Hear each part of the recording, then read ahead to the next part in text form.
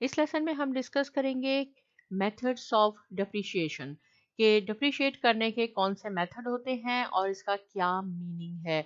देखिए, डिप्रिशिएशन का मीनिंग क्या होता है, वियर एंड टीयर आउट। अब वियर एंड टीयर आउट का क्या मीनिंग है, बहुत सिंपल मैं आपको एग्जांपल बताती हूँ ताकि आपको इजीली समझ में आ जाए। सपोज आप फर्नीचर खरीद के लाते हैं अपने घर के लिए, राइट। हमने $1000 का फर्नीचर ले लिया, तो जैसे ही हम कोई चीज खरीद के लाते हैं वो उसी वक्त उसकी वैल्यू कम हो जाती है। अगर आप उसको सेम प्राइस पे सेल करना चाहें अपने फ्रेंड को या किसी को भी आप सेल करना चाहें कि अभी हम लाए हैं या कल लाए थे, 2 दिन हो गए, कोई भी आपसे 1000 का नहीं लेगा। वो कहेंगे नहीं, अगर इसी प्राइस में हमने लेनी है, इसी कीमत में लेनी है, तो हम जाके नई चीज क्यों खरीदे, नई क्यों ना खरीद लें, हम क्यों सेकेंड हैंड खरीदें। वो सेकेंड हैंड चीज बन जाती है, यानी वियर एंड टीयर आउट हो जाता है। उसको हम कहते हैं कि ये डिप्रिशिएट हो गया है। तो अब वो डिप्रिशिएट के कौन से मेथड्स होते हैं, उसके कई मेथड होते हैं, लेकिन यहाँ मैं आपको सिंपल 3 मेथड बताऊंगी जो कि मोस्टली यूज किए जाते हैं, लेकिन इसके अलावा भी और मेथड होते हैं। जैसे आप कार खरीद के लाते हैं, आप शोरूम से कार लेके आए, सपोज आज आप गए और 30,000 की आपने कार ले ली। कल आपसे कोई भी 30,000 की नहीं खरीदेगा। आप उसको जितना भी कहेंगे कि मैंने कल परचेज की है तो आप प्लीज ले लो, नहीं लेंगे। लोग कहेंगे हमें आप 25,000 की दे दें, 26,000 की दे दें, लेकिन आपसे 30,000 की कोई नहीं लेगा। वो कहेंगे हम जाके शोरूम से खुद क्यों ना ले लें, राइट। तो विद इन अ डे आपकी चीज की वैल्यू कम हो जाती है। तो कभी ऐसे होता है कि शुरू में जो है वैल्यू, चीज की वैल्यू बहुत जल्दी से कम होती है। जैसे कल या हफ्ते के बाद आप इस कार को सेल करेंगे तो लोग आपसे कहेंगे नहीं, हमें जी 27,000 की दे दें, मार्केट में 30 की है, आपको 1 वीक हो गया, या 27 दे दें, या 25 या 24 जो कह देंगे। लेकिन 1 महीने के बाद ये नहीं कहेंगे। सपोज अगर यहाँ पे 3000 का 1 वीक या 2 वीक के बाद आपको 3000 डिफरेंस आ रहा है, तो 2 वीक के बाद वो आपसे कहेंगे अच्छा ठीक है 25,000 की दे दें या 26,000 की दे दें। तो शुरू में क्या होता है कि ज्यादा डिप्रिशिएट होता है, बाद में कम होता है। ये भी मैं आपको तरीका बताती हूँ कि कौन से मेथड में हम ऐसे यूज करते हैं कि शुरू के ईयर्स में आपकी चीज की वैल्यू तेजी से कम होती है और बाद में थोड़ी होके कम होती है।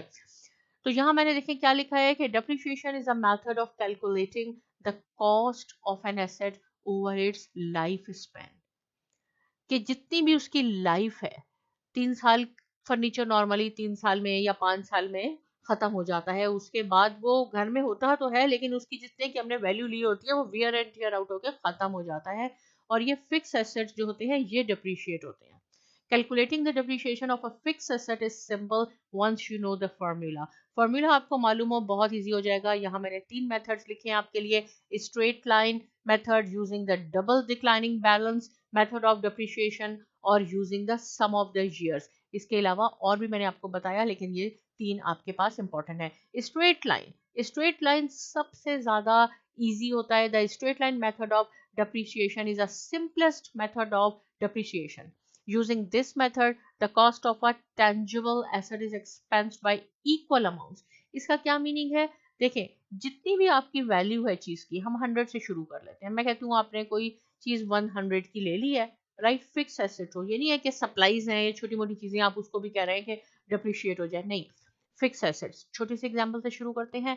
आपको मालूम करना होगा, अंदाजा लगा लें कि 3 साल के लिए ये चीज आपकी चलेगी और 3 साल के बाद इसकी वैल्यू क्या रह जाएगी। मैं कहती हूँ 3 साल के बाद इसकी वैल्यू $10 रह जाएगी। इसको हम सैल्वेज वैल्यू कहते हैं, यानी value at the end of the year, at the end of the sorry, जब उसकी लाइफ खत्म हो जाएगी। तो हमने जितनी भी आपकी प्राइस थी, जितने भी आपने वो चीज खरीदी थी, उसमें से सैल्वेज वैल्यू माइनस कर दें, आपके पास $90 की वो चीज रह गई, राइट। मैं कहती हूँ 3 ईयर में डिप्रिशिएट हो जाएगी। जितने भी आपके पास नंबर ऑफ ईयर्स हैं, आप उससे उसको डिवाइड कर दें, तो पर ईयर कितनी हुई, पर ईयर $30 से उसकी वैल्यू कम हो रही है। यानी स्ट्रेट लाइन मेथड में ईच ईयर चीज की वैल्यू इक्वल अमाउंट से कम होती है, इसलिए हम इसको कहते हैं ये बिल्कुल सिंपल मेथड है। और this method is approved by gap. Gap क्या है, जनरली एक्सेप्टेड अकाउंटिंग प्रिंसिपल्स ने स्ट्रेट लाइन मेथड को अप्रूव किया हुआ है कि ये मेथड बिल्कुल ठीक है। क्या करना होगा, जितनी की भी आपकी कीमत है उसमें से सैल्वेज वैल्यू माइनस कर दें। सैल्वेज वैल्यू क्या है, आखिर में जैसे फर्नीचर आपने लिया 3 साल के लिए, मैं कहती हूँ 3 साल के बाद वो बिल्कुल खत्म हो जाता है, तो मीन्स उसकी वैल्यू जो आपने ली थी, लेकिन इस काबिल होता है कि अगर आप किसी को सेल कर दें तो वो आपको 100-200 रुपए दे देगा। वो सैल्वेज वैल्यू होती है, राइट।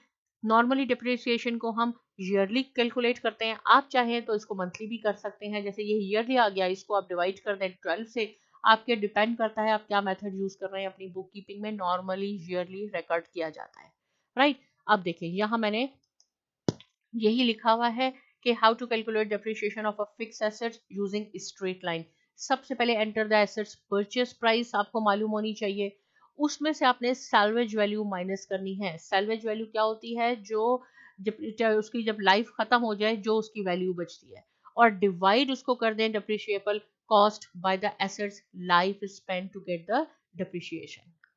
तो देखिए यहाँ मैंने यहाँ पे एक छोटी सी सिंपल से आपके लिए एग्जांपल बनाई है।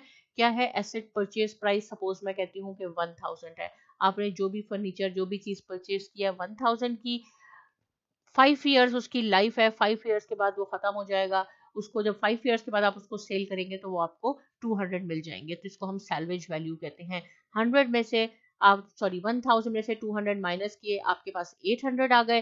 कितना साल मैंने बताया आपका चलेगी चीज, आपका एसेट जो है वो 5 ईयर्स के लिए है, तो 5 से डिवाइड कर दें, जितने भी ईयर के लिए है। 4 से है तो 4 से कर दें, 5 से है तो 5 से कर दें, तो आपके पास आया 160। तो पर ईयर यानी एवरी ईयर फॉर 5 ईयर्स तक $160 से आपकी वैल्यू कम होगी, डिप्रिशिएट होगा आपका एसेट। पहले साल भी आपने 160 लिखना है अकाउंटिंग पीरियड में, दूसरे साल भी 160, तीसरे साल भी 160, देन फोर्थ ईयर और फिफ्थ ईयर। इसको आप जब टोटल कर लेंगे, ये टोटल आपके पास 800 हो जाएगा। तो जो स्ट्रेट लाइन मेथड है उसमें क्या हुआ, ईच ईयर मंथली कर रहे हैं या ईयरली कर रहे हैं, सेम अमाउंट से चीज की वैल्यू कम होती है। Wear and tear out same amount से होता है। ये सिंपलेस्ट मेथड होता है, गैप ने इसे अप्रूव किया हुआ है, राइट। अब हम बात करते हैं सेकेंड मेथड की, जो है using the double declining balance method. Double declining, देखिए नाम यही है डबल डिक्लाइनिंग। पहले मैं आपको समझा देती हूँ, उसके बाद मैं एग्जाम्पल से भी आपको बताऊंगी। डबल डिक्लाइनिंग बैलेंस मेथड, जिसको हम डीडीबी भी कहते हैं, is an accelerated system to record depreciation over an asset's useful life by multiplying an asset's beginning book value by the depreciation rate। इसका क्या मीनिंग है, राइट। आप कंफ्यूज हो जाएंगे कि ये क्या लिखा है मैंने, इसको हम सिंपल करके यहाँ बनाती हूँ। क्या क्या कहा मैंने, कि पहले हमें मालूम करनी होती है कि हमारी चीज की क्या वैल्यू है। वही एग्जांपल जो हमने स्ट्रेट लाइन में लिखी, हमारे पास है 1000 वैल्यू।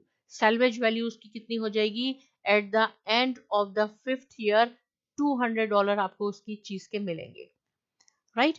तो क्या है, डिवाइड 100%, जो भी है आपके पास जितने भी ईयर हैं, यहाँ पे 5 ईयर हम कंसीडर कर रहे हैं, तो 100% को आपने हमेशा ऊपर न्यूमरेटर में 100% लिखना है, नीचे जितने भी उसकी लाइफ है, 4 है, 5 है, 3 है, 2 ईयर है। यहाँ हमारी इस एग्जाम्पल में 5 ईयर है, तो आप 5 से इसको डिवाइड कर दें। तो 100 को जब हमने 5 से डिवाइड किया तो आपके पास आ जाएगा 20% आपका क्या है, डेप्रिसिएशन रेट। लेकिन ये नहीं है, क्योंकि इसका नाम क्या है, डबल डिक्लाइनिंग। डबल डिक्लाइनिंग में जो भी आपके पास आएगा उसको आपने 2 से मल्टीप्लाई करना है, तो 40% से आपकी चीज डिप्रिशिएट होगी। अगर आपके पास सपोज मैं कहूँ 4 ईयर्स में आपका फर्नीचर हो जाएगा, डिप्रिशिएट हो जाएगा, तो आपने क्या करना है, 100% डिवाइडेड बाय 4, राइट। ऊपर न्यूमरेटर में 100 रहेगा, नीचे 4, तो ये आ जाएगा आपके पास 25%। इसको मल्टीप्लाई कर दें 2 से, क्यों 2 से, इसलिए ये डबल डिक्लाइनिंग मेथड है, तो ये हो जाएगा 50%, यानी 50% से आपकी डिप्रिशिएट होगा। तो ये जो मैंने लास्ट स्लाइड में लिखा था, अब आप इसको पढ़ेंगे तो आपको बिल्कुल कॉन्सेप्ट क्लियर हो जाएगा कि ये क्या लिखा है। It is called the declining because the amount of the depreciation expense recorded each year decreases until the asset is fully depreciated, right। Okay, अब हम यहाँ आ जाते हैं। यहाँ देखिए मैंने इसको 2 से मल्टीप्लाई किया, आप इसको अच्छी तरह रीड कर लें। ये जो मैंने आपको समझाई है बात, ये मैंने एग्जैक्ट यहाँ यही लिखी है कि हमारे पास 5 ईयर से 5 से हमने इसको डिवाइड किया, हमारे पास 20% आ गया, 20% को 2 से मल्टीप्लाई किया क्योंकि ये डबल डिक्लाइनिंग है, अब हो गया 40%। आगे चलते हैं, अब कैलकुलेट कैसे करें। कैलकुलेट करने का तरीका ये है, मैंने स्टेप भी लिखे हुए हैं, आप इनको अच्छी तरह खुद पढ़ेंगे तो ज्यादा समझ में आ जाएगा। देखिए वैल्यू कितनी है हमारी चीज की, यहाँ मैं लिखती हूँ 1000, और रेट क्या है 40%। तो पहले साल में जब इसका 40% हमने किया, तो ये हमारे पास आ गया 400, यानी 1000 की चीज थी, पहले साल में $400 डिप्रिशिएट हो गई। अब क्या है, 1000 में से 400 माइनस कर दें, बाकी क्या रह गया, 600 रह गया। नेक्स्ट ईयर आपने 40% 600 का करना है। स्ट्रेट लाइन में देखें सेम था, यहाँ डिफरेंट होगा, पहले साल में ज्यादा होगा, फिर कम होगा, फिर कम होगा, फिर कम होगा, ऐसे होगा। 1000 से स्टार्ट किया, जितनी वैल्यू थी उसका 40% 400 हुआ। 1000 में से 400 माइनस किया, आप चीज की वैल्यू 600 रह गई है, इसका 40% आपने किया, तो इसका हमारे पास कितना आ गया 40%, $240। यानी सेकेंड ईयर में वो आपका जो फर्नीचर है, जो भी चीज है, वो $240 से डिप्रिशिएट होगी। पहले साल में आपने डिप्रिशिएशन एक्सपेंस 400 लिखना है, दूसरे में 240 लिखना है। अब आपने 600 जो उसकी वैल्यू रह गई थी उसमें से 240 माइनस कर दें, तो हमारे पास क्या आ जाएगा, 360 आ जाएगा। थर्ड ईयर में आपने जो करना है वो 360 का 40% करना है, जो कि हमारे पास आ जाएगा $144। आप इसको करके देख लें, यही आएगा, यहाँ मैंने लिखा हुआ भी है। थर्ड ईयर में आपने $360 की जो चीज रह गई है, उसकी वैल्यू 360 रह गई है, उसका 40% कर लें तो 144 आ जाएगा। अब यहाँ पे देखें, बहुत इंटरेस्टिंग पॉइंट एक आ रहा है। अब आपने 144 उसमें से माइनस किया तो 360 रह गया था, 360 में से 144 माइनस किया तो हमारे पास आ गया 216। अब आप क्या करेंगे फोर्थ ईयर में, जब 216 का 40% लेंगे, 216, राइट, तो जो भी यहाँ वैल्यू आएगी, आप जब उसको 216 में से माइनस करेंगे तो वो 200 से कम हो जाएगी। इसकी सैल्वेज वैल्यू क्या है, यानी at the end of the year आपके पास 200 होने चाहिए, उस चीज की वैल्यू 200 रहनी चाहिए, राइट। मैं आपको ये करके बता देती हूँ कि इसका कैसे निकालेंगे हम। यहाँ पे मैं आपको करती हूँ कि 216 का जब हम 40% लेंगे तो ये आ जाएगा हमारे पास $86.4। अब इसमें से जब हम ये माइनस कर देंगे नेक्स्ट ईयर के लिए 216, तो ये रह जाएगा 105th ईयर में 129 का 40%। तो ये हमें नहीं करना, ये नहीं करना, क्योंकि एट द एंड हमें 200 होनी चाहिए उस चीज की वैल्यू डबल डिक्लाइनिंग में। तो फोर्थ ईयर में क्या होगा, हमें 200, वैल्यू कितनी रह गई है, 216 रह गई है, इसका 40% नहीं लेंगे, इन दोनों को माइनस कर दें, सिर्फ आपके पास $16 आएगा। तो फोर्थ ईयर में $16 आपका डिप्रिशिएट होगा और 200 रह जाएगा। फिफ्थ ईयर में कोई जरूरत नहीं है डिप्रिशिएट कैलकुलेट करने की। मुझे उम्मीद है कि आपको कॉन्सेप्ट समझ में आ गया होगा। डबल डिक्लाइनिंग बैलेंस में शुरू के साल में ज्यादा होता है, 1000 से हमने शुरू किया, पहले साल में आपका 400 डिप्रिशिएट हो गया, राइट, 40% से 600 रह गया। फिर हमने इसका 40% लिया, जो कि 3 कितना आया था हमारे पास आ गया था ये 240। फिर हमने इसमें से 240 माइनस किया, 360 आ गया। फिर 360 में से 144 माइनस किया तो 216 आ गया। अब हम इसको नहीं मजीद फोर्थ ईयर में नहीं डिप्रिशिएट करेंगे, क्योंकि हमारे पास 200 जो कि सैल्वेज वैल्यू है, उस चीज की वैल्यू इतनी रहनी चाहिए। इन दोनों का डिफरेंस देख लें, जितना भी डिफरेंस है फोर्थ ईयर में वही डिप्रिशिएट होगा। 200 हो जाएगा इक्वल, फिफ्थ ईयर में सिक्स्थ ईयर में कोई डिप्रिशिएट नहीं होगा। ये है डबल डिक्लाइनिंग मेथड। अब हम बात करते हैं using the sum of the years depreciation method. ये कैसे हम कैलकुलेट करते हैं, इसके लिए आपको टेबल बनाना होता है। इसमें क्या करते हैं, देखें क्या लिखा है मैंने, sum of the years digit method of depreciation is one of the accelerated depreciation. इसमें भी यही होगा कि शुरू के सालों में ज्यादा डिप्रिशिएट होगा। जैसे मैंने आपको कार की एग्जांपल दी थी कि आपने 30,000 की कार ली है, एक हफ्ते के बाद वो सपोज अगर 27,000 की सेल हो रही है, आप उसको बेच रहे हैं, कोई आपसे ले रहा है, तो विद इन अ वीक आपके पास 3 ईयर उसकी वैल्यू कम हो गई। या हम साल कर लेते हैं, एक साल के बाद आप उसको सेल करेंगे तो लोग कहेंगे हमें तो 22,000 की दे दें। लेकिन अगर 2 साल के बाद सेल करेंगे, यहाँ 8,000 का देखें डिप्रिशिएट हो गया, पहले साल में डिफरेंस हो गया। लेकिन अगर आप 2 साल के बाद कहेंगे तो 20,000 की भी आपकी सेल हो जाएगी, तो यहाँ 2,000 ही हुए। इसमें ये नहीं हुआ कि 8,000 से हो रहा है। तो इसमें using the sum of the year depreciation भी ये होता है कि शुरू के सालों में ज्यादा होता है, फिर कम होता है, फिर कम होता है, ऐसे हो जाता है। लेकिन सम ऑफ द ईयर, अगर आपकी जो भी चीज है उसकी लाइफ 5 ईयर है, तो आपने कैसे उसको मालूम करना है, देखिए नाम यही है, सम ऑफ द ईयर्स। 5 साल है तो 1 प्लस 2 प्लस 3 प्लस 4 प्लस 5 आपने इनको ऐड करना है सबको। अगर 4 ईयर है तो 1 प्लस पहला साल, दूसरा साल, ये तीसरा साल और चौथा साल। कैसे होगा ये मैं आपको बताती हूँ। क्या करना होगा हमें, हमें ये टेबल बनाना होगा, राइट। हमने ये डिप्रिशिएशन टेबल बनाना होगा, इसमें हमने 6 कॉलम लिखने हैं। यहाँ पे बिगनिंग बुक वैल्यू, या इसी एग्जाम्पल में वही हम कंसीडर करेंगे कि 1000 हमारी वैल्यू है, राइट। 1 बाय 1 पहले आपने ये टेबल तैयार करना है, इसमें ये आपने हेडिंग्स लिखनी है, ये एज इट इज आपने लिखनी है। आगे चलते हैं, यहाँ इसकी वैल्यू क्या है 1000, जो भी हमारा एसेट है उसकी वैल्यू 1000 है। बिगनिंग बुक वैल्यू में 1000 लिखते हैं। यहाँ मैंने क्या किया है कि उसकी लाइफ स्पैन 5 ईयर है, यानी 5 साल तक वो चलेगा, उसके बाद उसकी सैल्वेज वैल्यू 200 हो जाएगी, राइट। तो यहाँ क्या हो जाएगा कि 1000 आपकी इनिशियल वैल्यू है, उसमें से 200 माइनस कर दें तो टोटल डेप्रिसिएशन कॉस्ट जो है वो 800 सेकेंड कॉलम में आपने सेम लिखना है 5 टाइम्स, क्योंकि ये 5 साल है। 4 साल होगा तो आपने 4 दफा लिखना है, 3 साल है तो 3 दफा लिखना होगा आपने, राइट। 800 हमने डेप्रिशिएट करना है, हमने 1000 नहीं करना कि 200 हमने बचाना है at the end of the year. अब क्या बात करते हैं, अब हमने डेप्रिसिएशन रेट कैलकुलेट करना है। रेट कैलकुलेट करने के लिए हमें क्या करना होगा, जैसे मैंने अभी आपको बताया सम ऑफ द ईयर था 1 प्लस 2 प्लस 3, इन सब को आप टोटल कर लें तो ये 15 हो जाता है। 5 साल है इसलिए मैंने ऐसे किया है।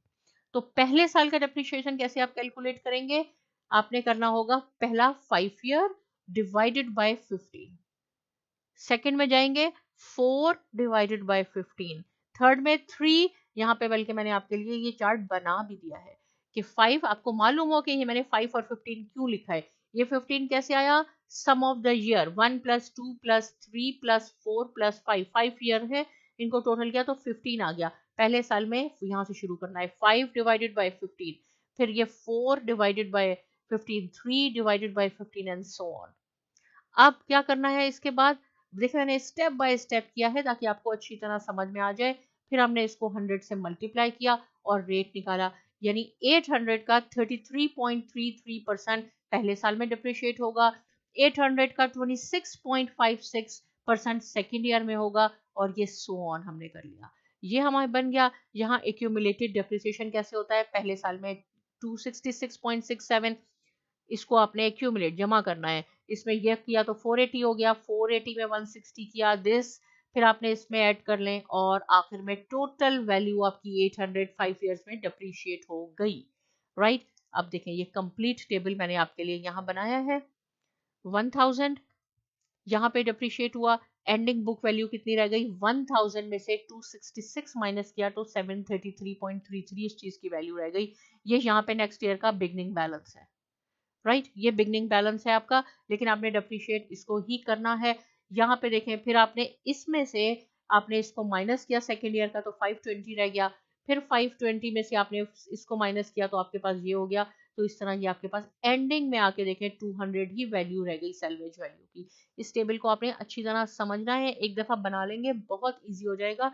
ये चीज इंपॉर्टेंट है कि रेट कैसे निकालें, जितने भी आपके पास साल दिए हुए हैं उन सबको जमा कर लें, वो डिनोमिनेटर बन जाता है आपका, और फिर ईयर ऊपर लिखने हैं, इससे आपको रेट पता चल जाता है, राइट। यहाँ पे मैंने आपके लिए एक प्रैक्टिस प्रॉब्लम लिखी है कि क्या है, कोई भी आपके पास जो भी है कॉस्ट उसकी 45,000 है, कार को ले लें, आपने कोई न्यू व्हीकल खरीदा है 45,000 का, सैल्वेज वैल्यू यानी 4 साल के बाद उसकी वैल्यू 5000 रह जाएगी। तो जो भी आप कैलकुलेशन करेंगे आखिर में यहाँ पे 5000 आना चाहिए 4 ईयर के लिए, याद रहे।